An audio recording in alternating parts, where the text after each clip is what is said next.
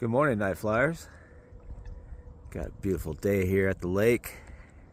Just got done finishing the morning round. I'd like to say congrats to Brad and Patrick on the win last night on the Glow Dubs. Currently about 50 degrees, light wind. It's gonna be in the low 60s today. Everyone have a great day.